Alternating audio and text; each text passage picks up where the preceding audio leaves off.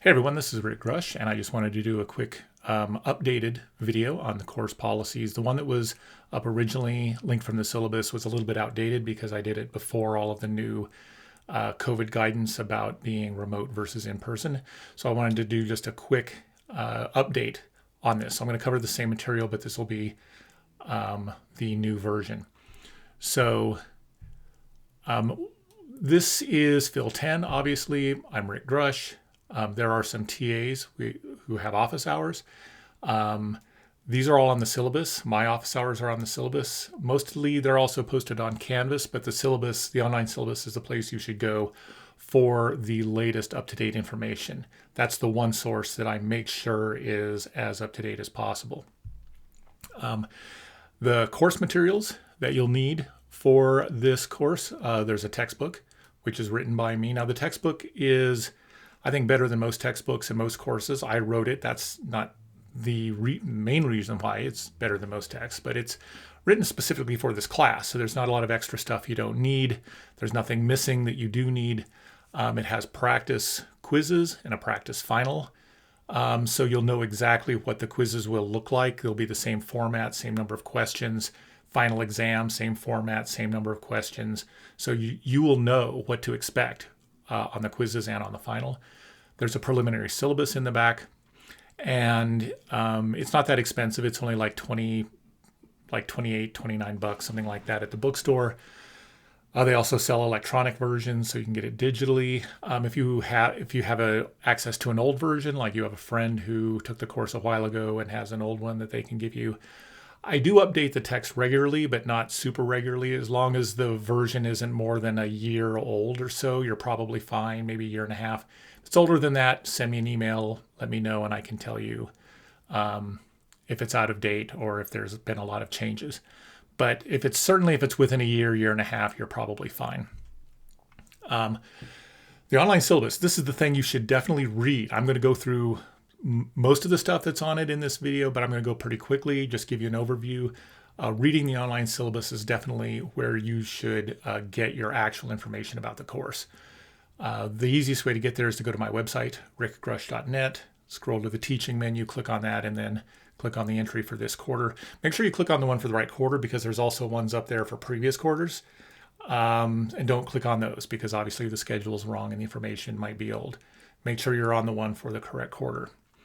There will be questions about the syllabus on some of the quizzes and maybe the final. The reason for that is to motivate you to actually read the syllabus. And the reason is that it's just important to know what's going on in the syllabus. A lot of students end up missing a lot of points or doing not as well as they could because they just don't understand certain features of how the class runs. So make sure you read the syllabus. By the way, I want to go back. This is a major faculty complaint that students don't read the syllabus. As far as this one, I don't always ignore your emails, but when I do, it's because the answer is on the syllabus. That's correct. The answer is usually on the syllabus. On the other hand, I try not to ignore your emails. If you send me an email, I try to reply. If I don't reply within a day or two, just send me a follow-up. Don't ever be shy, like you're bugging me or anything like that.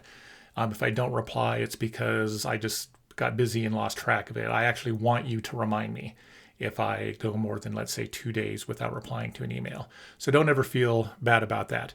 Do, however, check the syllabus first to make sure that the answer you're looking for isn't just right there. But I try not to ignore your emails. On the syllabus, one of the main things you want to look at is these part of the schedule. And it's part of the syllabus where every chapter is broken down. There's 6 chapters. And for each one, there's a grid like this that has pretty much everything you'll need on it to succeed. So looking at the first column, there are the dates for when the quiz will be held. If it's in person, it'll just tell you the date it's in person. If it's online, it'll tell you when it's available, when it's due. There's exercises and solutions. And then on the bottom of the first column is what's optional material. I'll talk about that in a minute, but the links for the optional material are there. Then in the large second column are the YouTube videos for all of the lectures. So these are there whether the course is in person or remote. But all of the lectures for the course are available on YouTube. And also the slides. You can see after every lecture, there's a link to the slides that you can download. And for some of the chapters anyway, there's also a YouTube video of me working out the practice quiz, and that's just so you can see how to work the quiz and make sure that you're doing all of the problems correctly, in the sense of, you know, how to answer some questions where the wording might be, you might not get possibly. That's the online syllabus. There's actually a lot more information than that on the online syllabus, but that information is there, as well as grading policies and stuff like that. Discussion sections. Attendance isn't required, but I highly recommend it. I think the students that attend discussion sections end up, on average, getting higher scores. You can attend any section you want, not just the one you are officially enrolled in. You do have to officially enroll in a section to just be in the class. And you should learn the section number, because the TAs divide the sections up, and so each TA is responsible for keeping the scores of the students in the sections that they're in charge of. So we need to know what section you're in a lot of the time so that we can look at the right part of the gradebook. But in terms of which actual physical discussion section you attend, you can go to any of them. So whichever one fits your schedule the best is fine. But remember, when it comes to your scores and the points you earn, that goes through the TA who's the TA of the section you're officially enrolled in. That also means you need to learn your section number, because you want to put that on the top of your quizzes, because then we know where to look in the grade book to put your points. We need to know your section number. As for the grading policy, there's 900 points in the course total. And where do those come from? Well, there's 5 quizzes, one quiz each for chapters 1 through 5. There are 6 chapters altogether. The last chapter is 6. Instead of having another quiz for chapter 6 and then a final right away, then there'd be like 2 exams back to back, which is kind of a pain. The quiz 6 is just folded into the final. Specifically, the final has a section for each chapter. It's cumulative. And the one for chapter 6 is just bigger, because that's also giving you the points for the quiz. But anyway, 5 quizzes, 100 points each. That's 500 points. And the cumulative final is 400 points. So that's a total of 900 points for the quarter. Your letter grade is basically going to be based on that. How many of those 900 points do you get? Now, is there a curve? Where are the letter grade cutoffs based on this 900 point? Well, yes and no. The short answer is that there's a curve, but within limits. So depending on the average, we'll start with a straight 10% breakdown, and we might shift it around a little bit depending on the statistics of the score distribution. But we're not going to shift it massively, right? So if it turns out that everybody gets, almost everyone gets 850 points or more, we're not going to then shift up the cutoff for a C- to 90%, right? Which would make it almost impossible for some students to get past the class, right? We'll only shift it up a certain amount. If you want to know what those limits are, look at the syllabus. But this is basically the way it works. Look at the default column. That's just a straight 10% breakdown, right? 90% and above is an A, 80% to 90% is a B. It's not going to get any worse than that. So no matter what the grade breakdown is, we're not going to move the A cutoff higher than 90%. Okay, so that's the highest it's going to go. However, if, depending on the stats of the course and the score distribution, it might get the grade cutoff for an A, in this case A-, might get bumped down a little bit, as low as 87.5, right? And so if you look at these two columns, you can sort of see, in the first column is like the highest the cutoffs will be. The second column is the lowest those cutoffs will go. So as the course proceeds, if you want to have a rough idea of what letter grade you're getting, just go with the first column. There's no way your letter grade will be worse than what the first column cutoffs are. There's a chance that the cutoffs might be more friendly, depending, but we won't know that until after the final exam is graded and all the scores are in. That's when we'll determine the cutoff. So as before that point, just go with the straight 10% breakdown as represented in column 1, and that'll give you a rough idea of your letter grade. Now, in addition to that, 900 points, letter grade cutoffs determined by sort of a pseudo curve. There's an additional feature of the course that will let you potentially bump your grade up either a third of a letter grade or 2/3 of a letter grade. Now this is the optional material, and I want to emphasize this is not extra credit. Most students shouldn't worry about this. This is, for each chapter, it's more difficult, more advanced topics on the same issues that are covered in the chapter. And these are things that are more targeting math majors, computer science majors, philosophy majors, people who will be taking more advanced courses in logic after Phil 10. And so the material is just more difficult. So most students don't need to worry about it and shouldn't worry about it. You can still get an A just with the regular material, no problem. And in fact, for most students, just getting as good as they can on the regular material is the best way to increase your letter grade. That said, if you're a student in one of these groups, philosophy major, computer science, math, or you just really love logic, you're going to be doing advanced logic courses, do the optional material. The links, it's not in the textbook. The links for it, the material, so that you can read it and learn it, are on the syllabus. I showed you that beforehand, but there it is again. For each chapter, if you look down in the bottom left, you'll see a link for that. And the way it works is that in each quiz, there will be one question on the optional material for 10 points. Well, 10 puntos, because we keep separate track of the optional material points. So these aren't part of the 900. This is separate. And there'll be a total of 10 questions over the quarter on the optional material.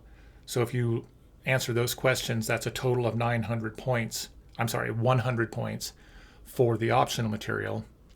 And if you get 70 or between 70 and 85, we'll bump you a third of a grade.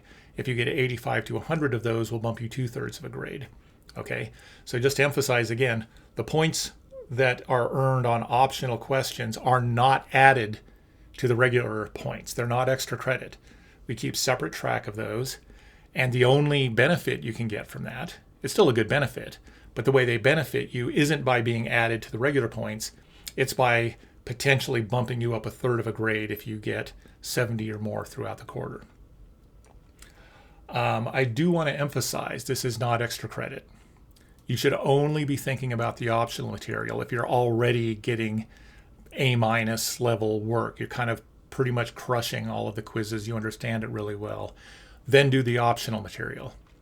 If you are in the C, B, maybe even B+ range, don't worry about the optional material. Why?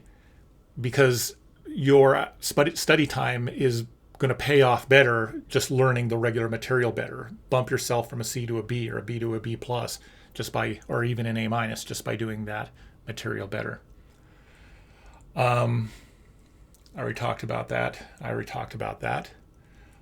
So the quizzes, this is tough because I'm making this video now, but the guidance keeps changing. So I'm going to tell you about how it goes, and this is a little bit of a change from the previous video that was up. If the quizzes are in person, which I'm hoping we will have most of the quizzes in person this quarter, what you do is you show up in class on the day of the quiz. We hand them out physical pieces of paper. You fill it out with a pen or pencil and turn it in. There's no notes, no books, whatever. Okay, you turn it in, you leave, we grade it. Simple. If it's remote, it's available at 4 p.m., which is the same time the lecture starts. So when it's available would be the same whether it's in person or remote, 4 o'clock, except that you're not showing up in the lecture hall. You're just at home on bringing up Canvas. It's available at 4, due at 11 p.m. So you'll have 7 hours to do it. And it's not timed, meaning that it doesn't matter when It's not like one of these things where once you log on, a clock starts ticking with 45 minutes or anything like that. You've got the whole 7 hours potentially, if you downloaded it for. So you get on Canvas, there's a PDF there. I'll have another video on how to do it, but basically you'll download the PDF, complete it, and upload the PDF. One thing I want to emphasize, it has to be in PDF format. So the video, I'm going to post another video on details about the quizzes, especially when they're remote. But that's going to be one of the big lessons.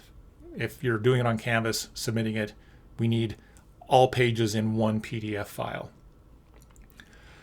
The final exam, sorry if it's in person. I said here 45 minutes. That's not true. It's 3 hours.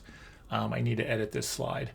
But the in-person version, if we do it in person, and hopefully it will be, show up, 3 hours, fill it out, turn it in, super easy.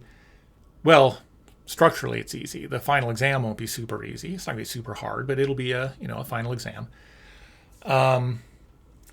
Typically, students take about 2 hours. By the 2 hour mark, most people are finished. I would say by 2.5 hours, almost everyone is done. There are always a number of students who are there for the full 3 hours, but I think at that point, almost all of them are just double checking their work. So time isn't really a big factor, even if you're doing it in person. If you're doing it remotely, it'll be available at actually probably 3 p.m. It says here 4, but I think the final exam is scheduled to start at 3 p.m. So you would have 8 hours if that's correct. But anyway, you'll have more time if it's remote. Make sure you just look at the Canvas announcements for specifics, but it'll be 7 or 8 hours that you'll have. And the same thing, you'll download the PDF, fill it out, and upload a scanned version. Or you can do it all digitally and upload the PDF. That's fine as well. But the file needs to be one PDF document that has all of the pages on it. There's going to be a fake quiz, and that's going to be before quiz 1. And I'll talk more about that. But that's just basically to make sure you've got the process down. It'll be a PDF on Canvas, just like the real quizzes are. You'll download it. You'll fill it out. However you're going to do the real quizzes, you do the fake quiz the same way. So if you're going to print it out, write with a real pencil, and then scan it and submit it, do the same thing with the fake quiz. If you're going to download it to a tablet, fill it out on a tablet, and then just upload that without actually printing and scanning, that's fine too. Just whatever process you're going to use, do the same process. And this is just to make sure that the process works. Okay, there'll be more information about that. But actually, there'll be some questions on there. But they're just like, they're not testing knowledge of the material. There's just like to make sure that however you're marking the PDF or something, that scans properly. Because we don't want to start debugging problems with the first real quiz. Okay, so if there's any hitches in the process of how you can get the PDF, upload the PDF, the markings you use don't translate well, and when we got your upload, it was blank. We want to know all that before the first real quiz. Okay, so that's the point of the fake quiz. Academic integrity, do your own work. Don't copy off anyone else, whether it's in person or remote. Don't let anyone copy off you. And if you are aware that there's academic integrity violations going on, let us know. Or if you suspect. I mean, I know it's kind of, feel like a snitch or something like that, but we all need to kind of work together to try to keep things as much academic integrity as we can in the system. Finally, some action items. These are the things you need to do. Read the syllabus. Okay, I've covered most of the material in this video, but you want to make sure you read the syllabus. Secondly, make sure that you can scan documents as PDFs. Okay, or that you can download PDFs on a tablet or something like that, fill them out, and upload the PDFs. Okay, because that's how all remote exams will work. And by PDFs, I don't mean take a photo and upload a photo. Canvas won't accept photos. It needs to be in PDF format and one PDF document with all of the pages on it. It's actually really easy to do with your phone. Most phones have PDF scanners, and so it's like taking a photo. You just point, scan the pages, but it's a special app that does it in PDF format as opposed to a photo. So just make sure you can do that. So that's the second action item. Make sure you know how to do that. I'll post a video that has some tips. Next action item, get a plan, whatever that plan is, but like a study plan, a schedule for making sure that you're on top of the material. Don't just wait until 3 hours before a quiz and try to cram everything. And finally, start working on the exercises as soon as possible. So don't just watch the videos and read the text and say, oh, this makes sense, I think I'll be able to do it. Actually try doing it. Work through exercises, start with the easy ones, make sure you get those down, and then move on to medium and then difficult ones. And at any time, if you need help, office hours and discussion sections are there for you. Okay, that's everything. I'm going to post another video about how to do the quizzes and other exams remotely. But good luck and study hard.